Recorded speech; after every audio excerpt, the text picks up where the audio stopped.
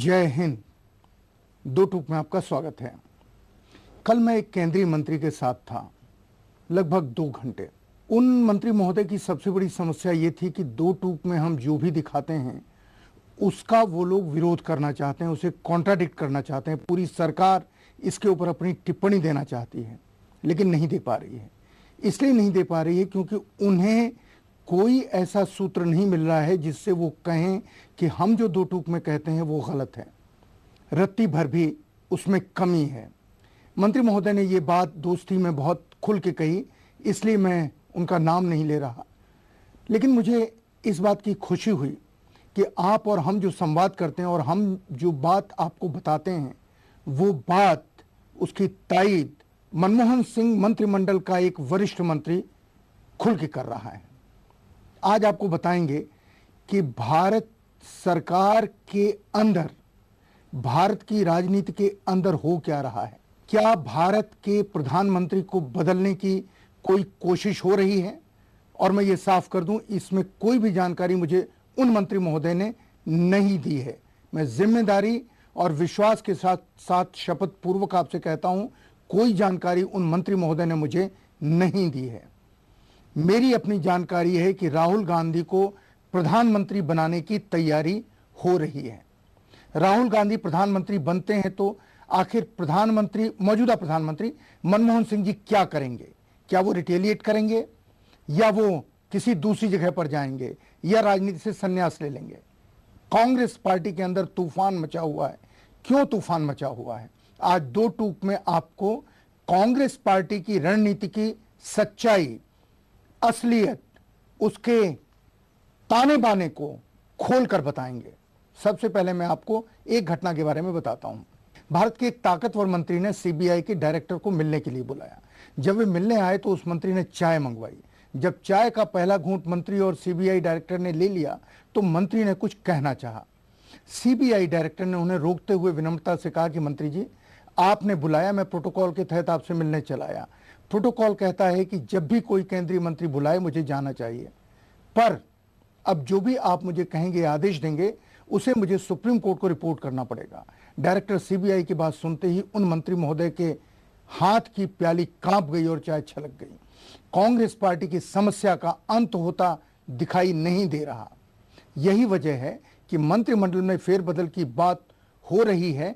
इन दिनों कांग्रेस पार्टी के core group में है कौन, आपको बताएं? दिग्विजय सिंह इस कोर ग्रुप को डोमिनेट कर रहे हैं। मोतीलाल वोरा अक्सर इस कोर ग्रुप की मीटिंग में खामोश रहते हैं और दिग्विजय सिंह व जनार्दन द्विवेदी तार्किक बहस कर रणनीति बनाते हैं।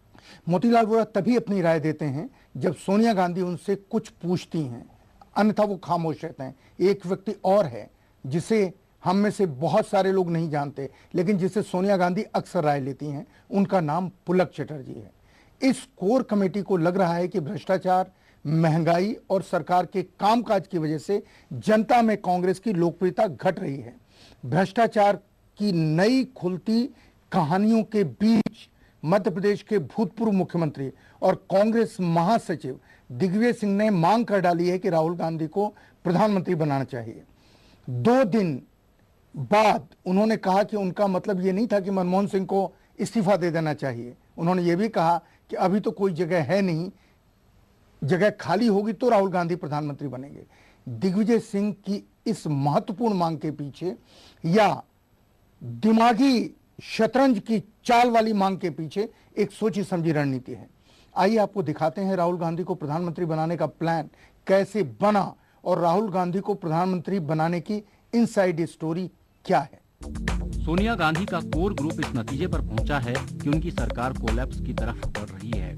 उनकी चिंता है कि जब विपक्ष कमजोर है, जनता में उसकी साख नहीं है, तब भी सरकार के काम करने के तरीके की वजह से पार्टी साख होती जा रही है।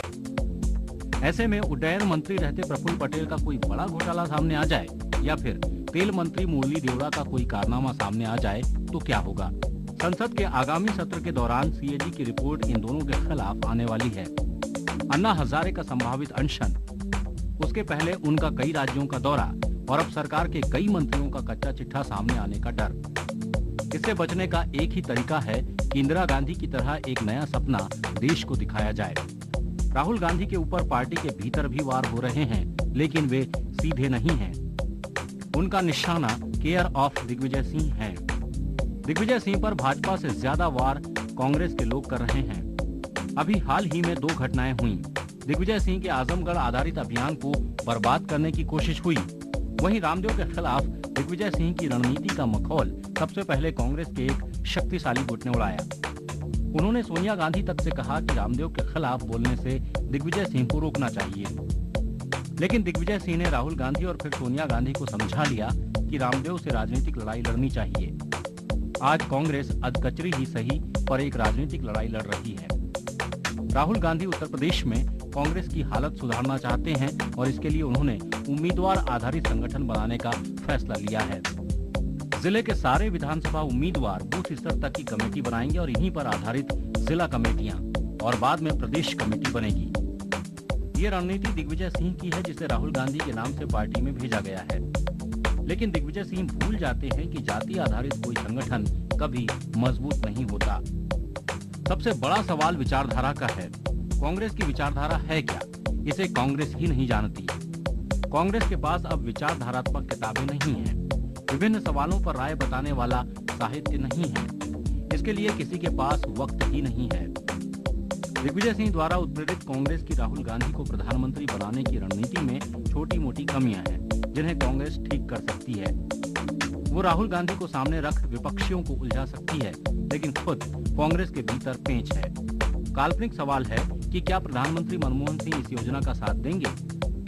सोनिया गांधी का कोर ग्रुप उन्हें राष्ट्रपति बनाने के बारे में विचार कर रहा है। नया प्रधानमंत्री, नया चेहरा, नए वायदे और युवाओं को सत्ता में आने का आमंत्रण, इसके इर्द गिर्द रणनीति बनाई जा रही है। आशा की जा रही है कि इससे न केवल उत्तर प्रदेश में उनकी पार्टी प्रासंगिक हो जाएगी, बल्कि गुजरात में भी नई आशा कांग्रेस को लेकर पैदा होगी। पर इसके लिए राहुल गांधी को कालिदास की इमेज से बाहर निकलना होगा।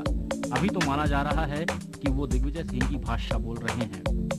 आपको कालिदास की कहानी याद होगी कि वो जिस डाल पर बैठे थे उसी को काट रहे थे।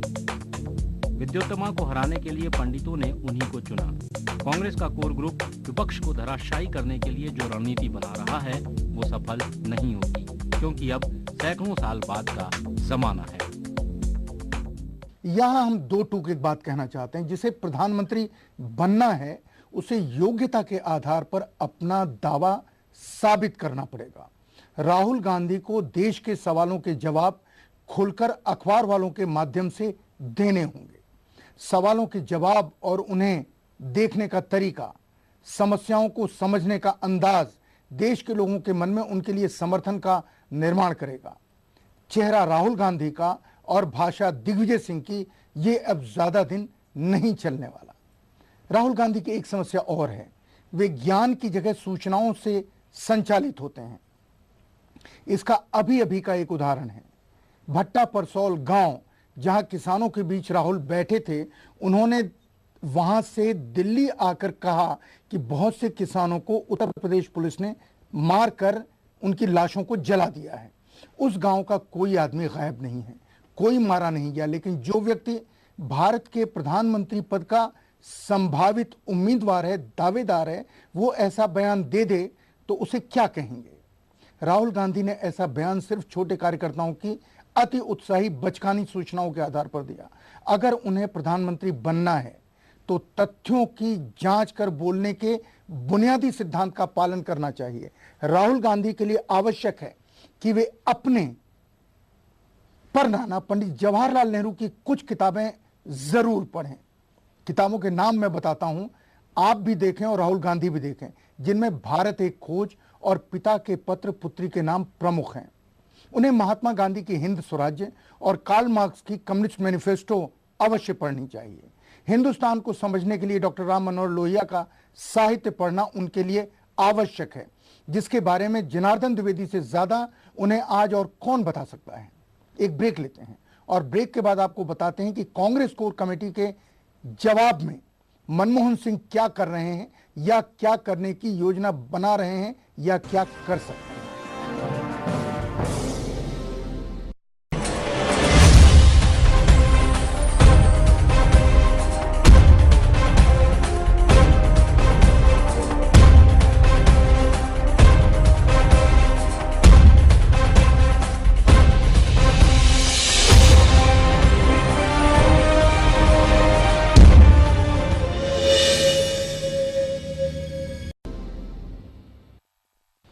राहुल गांधी को प्रधानमंत्री बनाने की आवाज उठ रही है और क्यों कांग्रेस पार्टी को यह लग रहा है कि 2014 का चुनाव लोकसभा का 2014 का चुनाव जीतना आसान नहीं है। दिग्विजय सिंह ने काफी सोच विचार कर राहुल गांधी को प्रधानमंत्री बनाने की बात कही है। अगर मनमोहन सिंह न माने, क्योंकि वे प्रधानमंत्री बन चुके हैं और ये भारत का सबसे ताकतवर पद है, अगर उन्हें लगे कि जनता को साथ लेकर कुछ नया किया जा सकता है तो क्या होगा? ऐसी खबरें सरकारी अधिकारी बता रहे हैं कि मनमोहन सिंह ने अब सोनिया गांधी की उनके कोर ग्रुप की बातें सुनना कम कर दिया है। इतना ही नहीं, जिन अधिकारियों के रिटायरमेंट में साल या 2 साल रह गए हैं, उन्होंने तो काम करना ही बंद कर दिया है। एक तरफ सोनिया गांधी का नाम लेकर काम करने का दबाव, तो दूसरी तरफ किसी अधिकारी का बचाव मनमोहन सिंह की सरकार कर ही नहीं पा रही है। टेलीकॉम स्कैंडल में कई बड़े अधिकारी जेल में हैं, जबकि उनका दोष इतना ही है कि उन्होंने बड़े राजनीतिक लोगों की बात मान फाइलें क्लियर कर दी थी। मेरा सीधा इशारा ए राजा की तरफ है। कॉमनवेल्थ गेम्स की जांच करने वाली शुंगलू कमेटी ने सुरेश कलमानी के साथ दिल्ली की मुख्यमंत्री शीला दीक्षित पर फिर उंगली उठाई है। शुंगलू समिति की रिपोर्ट के अगले हिस्सों में कुछ ऐसे भी नाम हैं जो सोनिया गांधी के लिए परेशानी पैदा कर सकते हैं। देश को समझ लेना चाहिए कि कांग्रेस पार्टी और कांग्रेस सरकार दो अलग अलग चीजें हैं।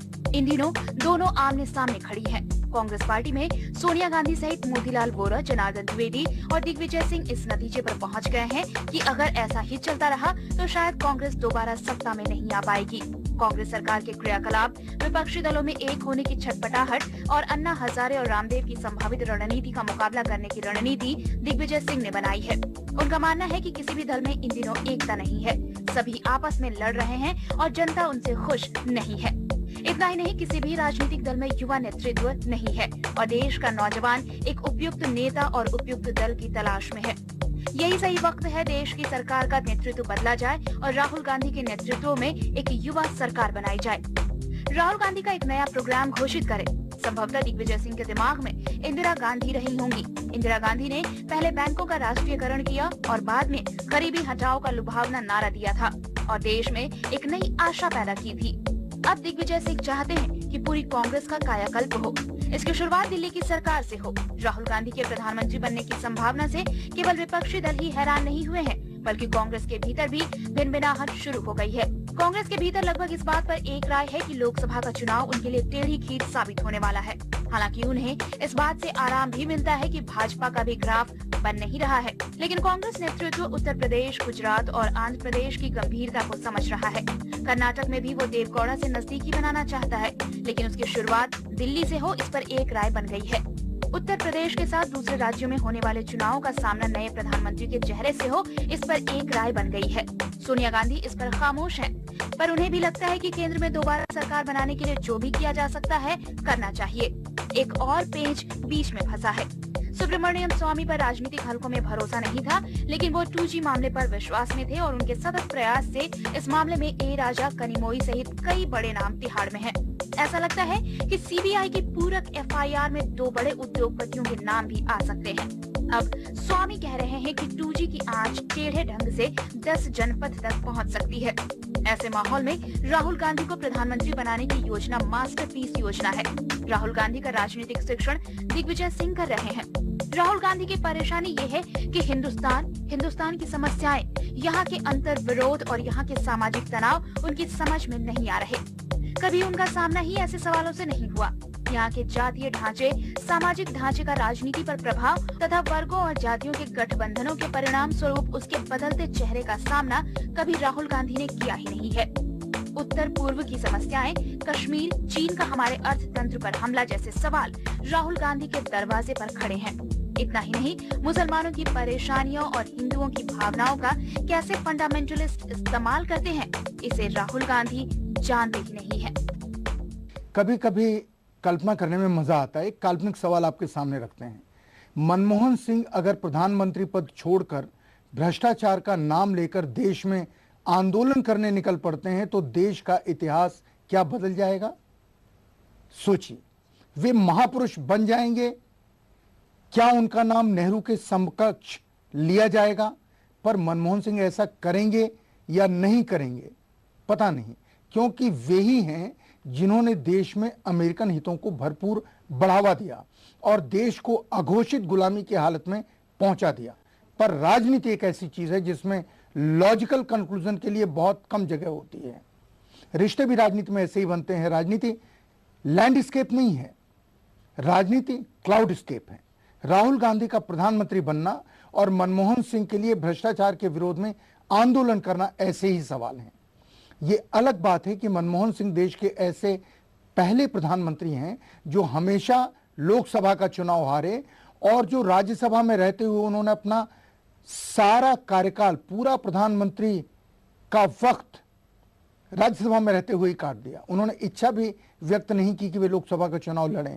जबकि इंदिरा गांधी प्रधानमंत्री बनी थी तो वे राज्यसभा से आई थी, लेकिन उन्होंने बहुत जल्दी राज्यसभा से इस्तीफा देकर लोकसभा का चुनाव लड़ा और जीता। आदर्श स्थिति तो यह है कि देश का प्रधानमंत्री जनता के द्वारा चुने जाने योग्य या उनके भरोसा पाने योग्य कोई व्यक्ति होना चाहिए। एक ब्रेक लेते हैं, ब्रेक के बाद राजनीति से जुड़े 3 अहम बातों का खुलासा करेंगे। 3 ऐसी बड़ी खबरें जो अगले संसद सत्र पर शायद छाई रहेंगी।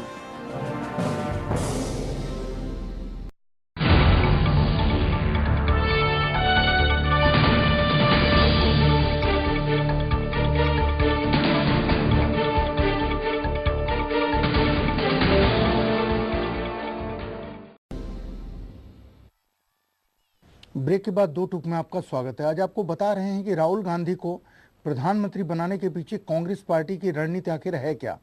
ब्रेक से पहले हमने आपको बताया कि मनमोहन सिंह के सामने क्या क्या ऑप्शंस हैं।